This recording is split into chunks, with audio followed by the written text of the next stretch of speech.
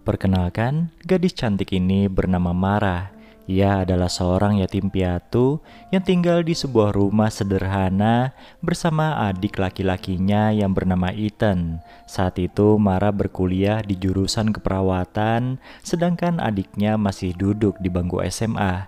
Untuk membiayai kehidupan mereka, Mara dan Ethan membuka stand kecil-kecilan di depan rumah yang menjual makanan serta minuman. Oleh pacarnya Mara, mereka diberi modal untuk membuka usaha itu.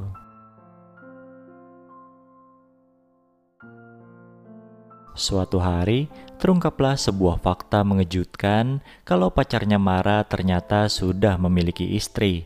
Bahkan istrinya itu sedang dalam kondisi berbadan dua. Mengetahui suaminya telah berselingkuh dengan Mara, wanita itu pun mengamuk sejadi-jadinya dan mengomeli keduanya. Mara yang tidak tahu jika pacarnya sudah punya istri, hanya bisa tertegun menghadapi situasi itu. Karena konflik tersebut, stand mereka pun terpaksa tutup untuk selamanya.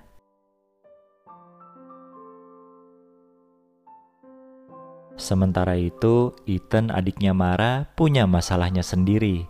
Di saat Mara sedang kacau-kacaunya, Ethan mengaku jika beasiswanya telah dicabut. Kini dua bersaudara itu pun bingung bagaimana memenuhi kebutuhan hidup mereka nantinya. Suatu hari saat Ethan sedang berkencan dengan pacarnya, pemuda itu nekat mencuri uang milik sang pacar. Uang itu lalu ia serahkan kepada Mara untuk membayar pengeluaran mereka. Ethan berbohong kalau uang itu adalah hasil sumbangan dari teman-temannya. Keesokan harinya, pacarnya Ethan yang sadar uangnya hilang, lantas mendatangi kediaman sang pacar. Tanpa basa-basi, gadis itu langsung menuding Ethan sebagai pencuri uangnya. Ia pun mengancam akan melaporkan Ethan ke pihak yang berwajib. Setelah pacarnya Ethan pulang, Mara langsung menasehati adiknya itu. Pada Ethan, Mara berjanji akan menemukan cara untuk menghasilkan uang. Sore harinya, Mara curhat tentang masalah hidupnya pada seorang teman wanitanya. Sang teman pun menyarankan agar Mara mengikuti jejaknya sebagai peliharaan om-om. Namun semua itu dikamuflasekan sebagai pekerjaan mengasuh pria paruh baya yang tentunya kaya raya. Singkat cerita, Mara pun bersedia menggeluti pekerjaan itu dan di hari berikutnya ia sudah menemukan klien yang cocok hasil rekomendasi dari temannya.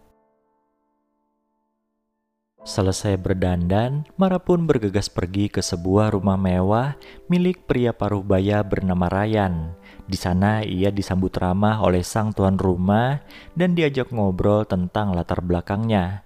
Mendengar cerita Mara, Ryan sontak prihatin. Ia pun balas bercerita tentang statusnya yang menduda serta umurnya yang sisa 6 bulan sampai 1 tahun lagi.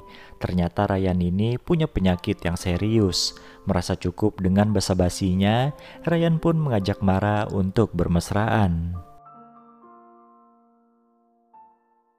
Setelah melayani Ryan, Mara langsung menemui teman wanitanya di sebuah diskotik.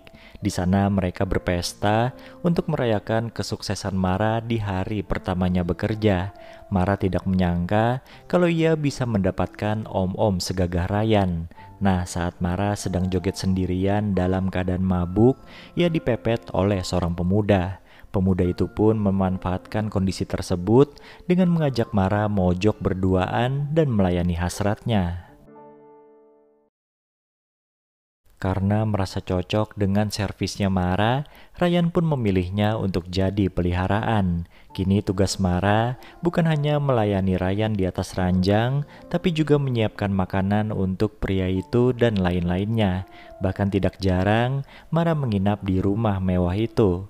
Suatu hari rumah itu kedatangan seorang pemuda yang ternyata adalah anak kandung Ryan.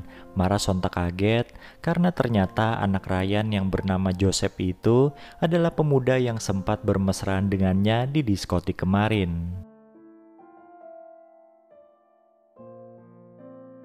Situasi tersebut membuat Mara jadi kurang nyaman sehingga ia memiliki niatan untuk pensiun dini dari pekerjaannya. Niatan itu kemudian Mara sampaikan kepada adiknya. Di sini Ethan hanya tahu jika Mara bekerja sebagai pengasuh orang tua pada umumnya. Ia pun menyayangkan keputusan Mara dan berniat akan menggantikannya sebagai pengasuh Ryan. Mendengar hal itu, Mara sontak ketakutan dan membatalkan niatnya untuk berhenti bekerja. Suatu hari, Ryan menyuruh pengacaranya untuk datang ke rumah. Saat itu, Ryan ingin mengubah isi surat wasiatnya di mana Joseph tidak akan mendapatkan hartanya sama sekali. Ryan geram karena selama ini Joseph hanya mabuk-mabukan saja dan tidak mau bekerja. Mendengar hal itu, Joseph yang dari tadi mencuri dengar sontak emosi. Meskipun Joseph berjanji akan berubah, Ryan sepertinya sudah bulat dengan keputusannya. Di sudut hatinya yang terdalam, Joseph sebenarnya naksir dengan Mara. Namun karena gadis itu adalah milik ayahnya, Joseph hanya bisa menatap iri dari kejauhan. Suatu ketika Joseph bilang pada Mara kalau ia memiliki rekaman video saat mereka bermesraan di diskotik. Joseph berjanji tidak akan menyebarkan video tersebut asal Mara bersedia menjalankan misi darinya. Ia menyuruh Mara untuk menaburkan racun pada minuman ayahnya. Karena kondisinya semakin tersudut, Mara pun nekat memberikan minuman beracun pada Ryan di suatu pagi. Tidak lama setelah meminumnya, Ryan langsung tidak sadarkan diri. Tapi baru beberapa detik Joseph merayakan kesuksesan misinya, ia dibuat kaget dengan kedatangan polisi yang ingin menangkapnya. Tiba-tiba Ryan pun bangun sambil tertawa. Ternyata diam-diam Mara membocorkan rencana Joseph kepada Ryan dan mereka pun bekerja sama untuk menjebaknya.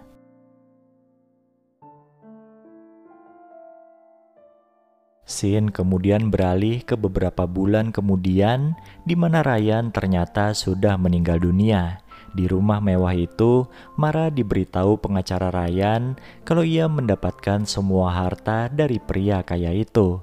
Bagi Ryan, seluruh hartanya tidak akan mampu membalas kebahagiaan yang telah Mara berikan di hari-hari terakhirnya. Dan film ini pun selesai.